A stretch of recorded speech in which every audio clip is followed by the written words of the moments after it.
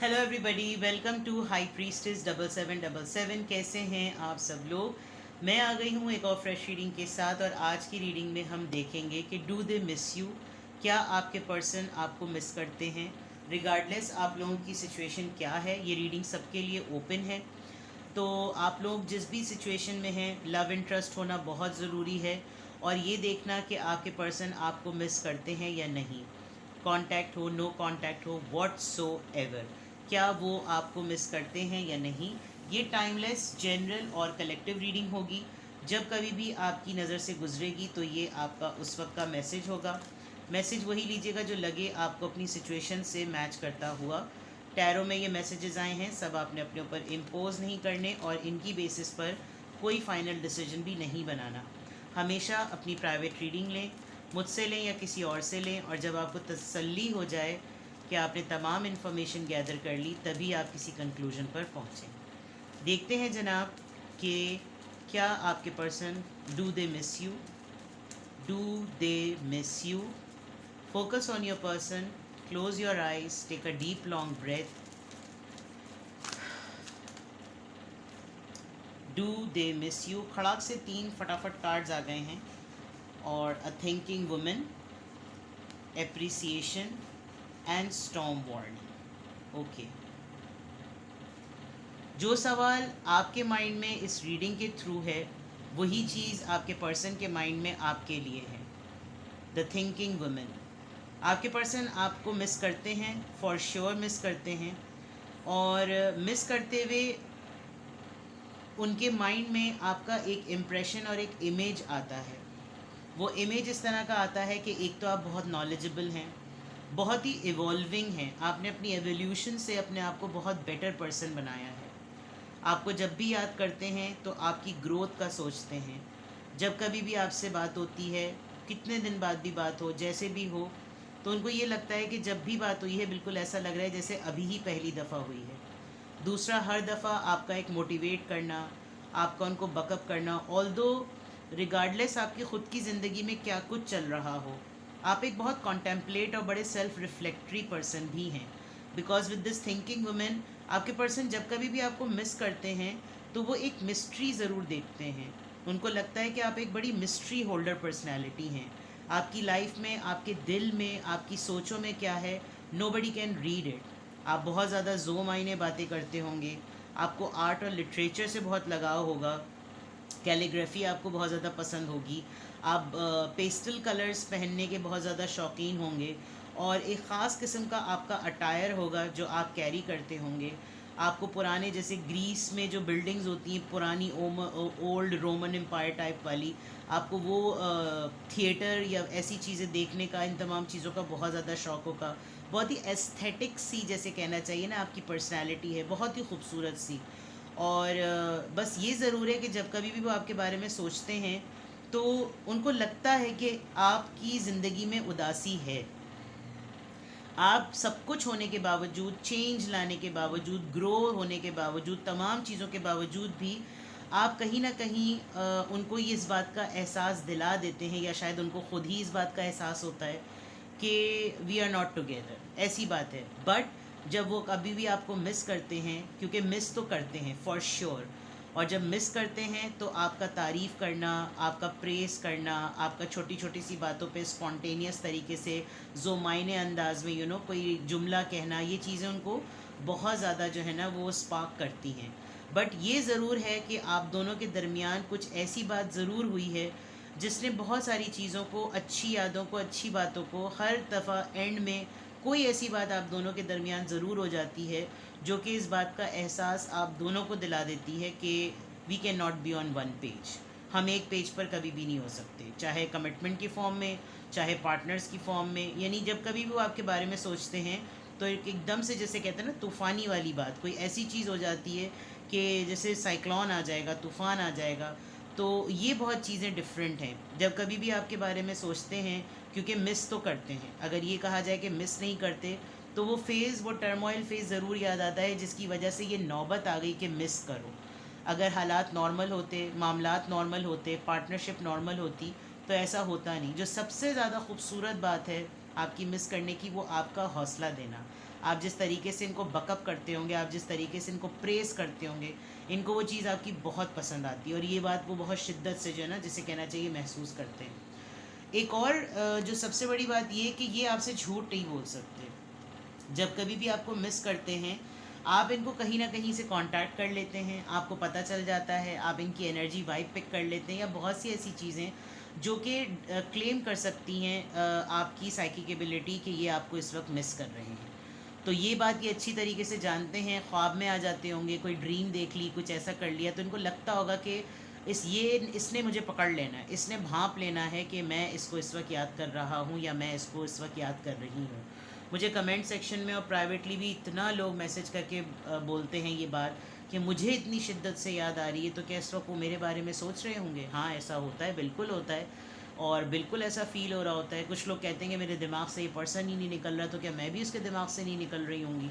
तो ये तो डिपेंड करता है आप लोगों के रिलेशनशिप की एनर्जी पर। लेकिन ये ज़रूर है कि विद द सेवन चाक्रा जो कि बैलेंस शो करता है, इंट्यूशंस शो करता है, कंप्लीट इंटेलिजेंस शो करता है।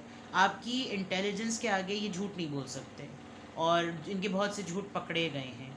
तो ये बात ये हमेशा मिस करते हैं कि अगर ये फेज़ ना आया होता, ये तो कह नहीं सकते कि तुम्हें अकल ना आई होती, लेकिन ये कहना कि ये फेज़ अगर ना आया होता तो इनको मिस करने वाली नौबत जो है ना, वो नहीं होती।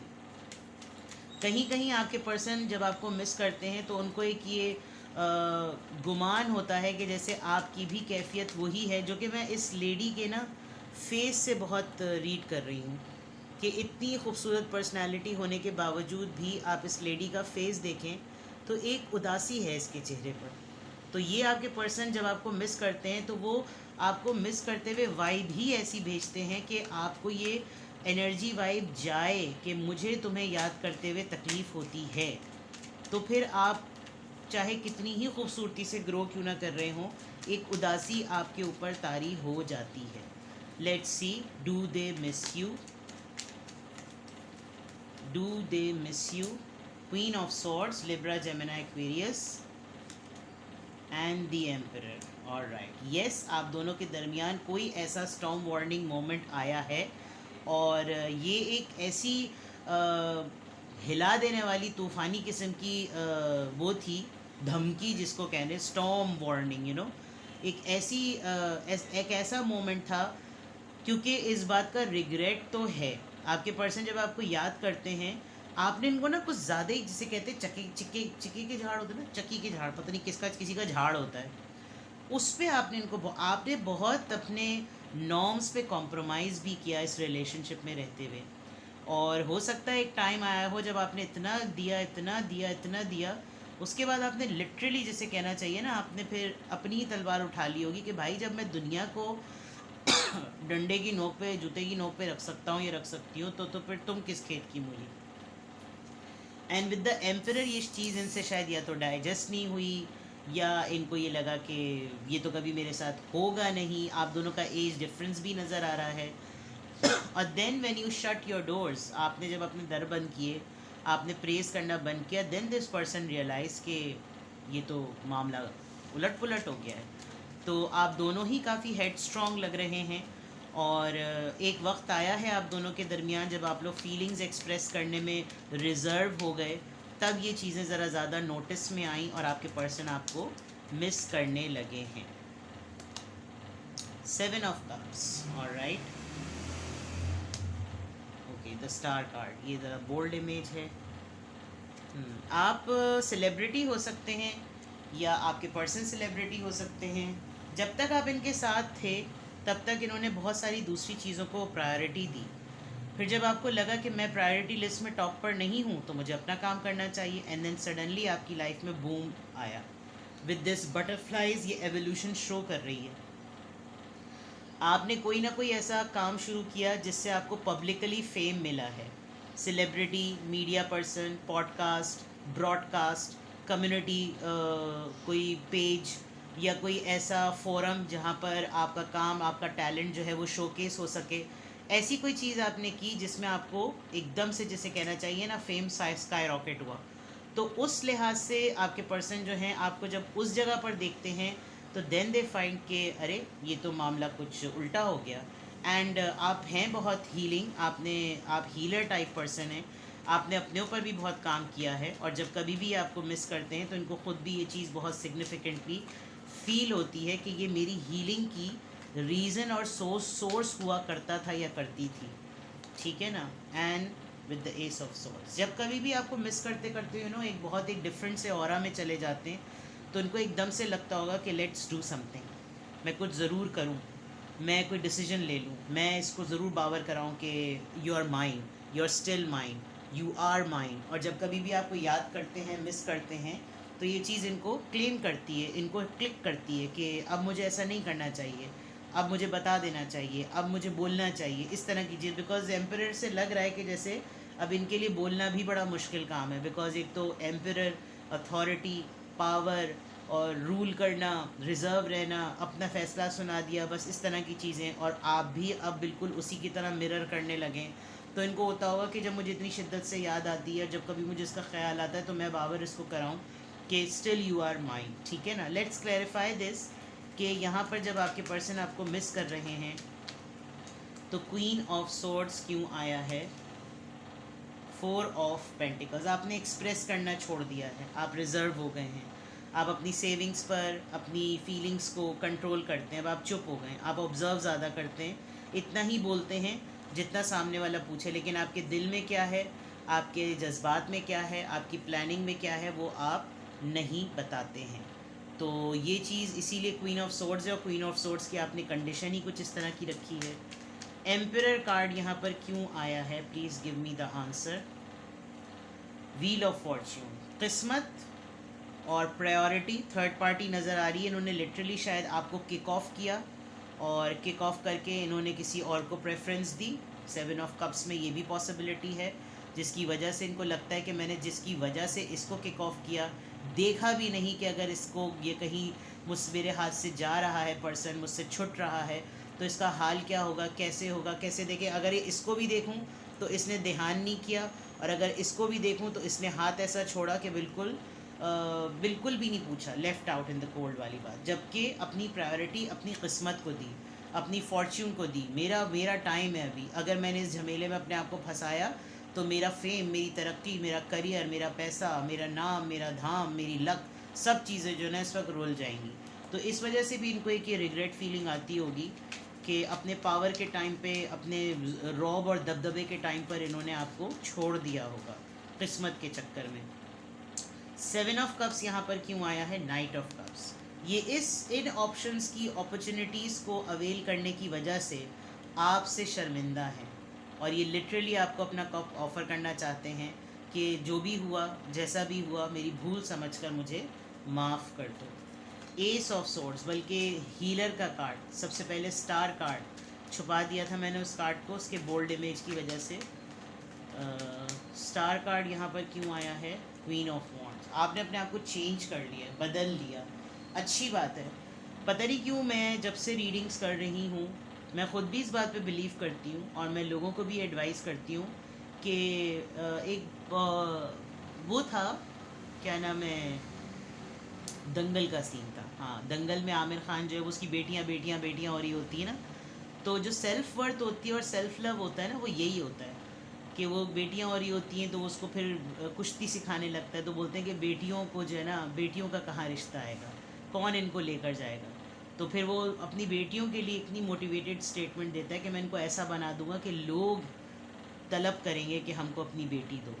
तो बेटी या बेटी की बात नहीं होती, अपने आप को बेटर पर्सन बनाने की बात होती है। आप ऐसे बन जाएं कि लोग आपकी ख्वाहिश करें, आप दूसरों को देखकर इंस्पायर ना हो, आप खुद ऐसे हो जाएं कि आपको देखकर लोग इंस्पायर हों। तो डेफिनेटली आपके, अगर जिन लोगों से आप इंस्पायर होंगे वो एक कैरेक्टर होल्डर्स होंगे, उनके क्योंकि कैरेक्टर बिल्डिंग हुई भी होगी। तो जिन इंस्पिरेशन बाय इंस्पिरेशन वाली बात और इंस्पिरेशन टू इंस्पिरेशन में ऐसा लग रहा है कि आपने अपने ऊपर इस पूरे झमेले के बाद जो काम किया, आपने नॉर्म सेटिंग की, आपने मिररिंग की, आपने अपने ऊपर काम किया, और आपने अपने आप को इस काबिल बना लिया, जैसे शुरू में मैंने कहा था। तो आपके पर्सन आपको एक मिस्ड अपॉर्चुनिटी समझते हैं। एस ऑफ सोर्ड्स यहाँ पर क्यों है, बड़े मज़े का कार्ड है। एस ऑफ सोर्ड्स यहाँ पर क्यों है, सी उस वक्त तक तो नहीं पता चल रहा था जब इन्होंने आपको एक मिस्ड अपॉर्चुनिटी बनाया होगा, लेकिन अब ये जो डिसीजन लेते हैं ना, अब इनका दिल टूटता है। इनको कोई भी चीज़ जो इनकी अपनी चॉइस की सिलेक्शन थी वो नहीं समझ में आती, सब चीज़ें बह गई, सारी चीज़ें तितर बितर हो गई। जिन चीज़ों की वजह से दौड़ लगाई थी वो भी सब भीग गई, वो भी सब बह गया। अब ये जो सिर्फ दो चीज़ें बची हैं, पुरुम्मीद उसकी तरफ इनकी नज़र ही नहीं है, इनको ख्याल ही नहीं है कि पीछे अभी भी कुछ बाकी है। तो ये जो डिसीजन मेकिंग इन्होंने की है, डूबते को तिनके का सहारा बहुत। तो ये कहना कि आपके पर्सन आपको मिस करते हैं, बिल्कुल मिस करते हैं। और अच्छी बात है कि अगर आपने अपने लिए एक स्टैंडर्ड मेंटेन किया है, आपने अपने ग्राउंड पर अपने आप को स्टैंड किया है, तो this is the marvellous thing which you have done. लोग पता नहीं बहुत सारे लोग रिश्ते ख़त्म होने के बाद, लवर्स के ख़त्म होने के बाद, उनके छुड़ जाने के बाद, छोड़ के चले जाने के बाद अपनी नसें पसें सब कुछ काट पीटने को तैयार हो जाते हैं। बट दे नेवर रियलाइज कि if someone has rejected you, make them feel terrible कि उन्होंने क्या खोया, और उसके लिए अपने ऊपर इतना काम करें कि वो क्या, कोई और भी आपको हासिल करने के लिए ना फिर पापड़ बेले। तो इस चीज़ पर फोकस करें और अपना बेहद ख्याल रखें। Bye bye.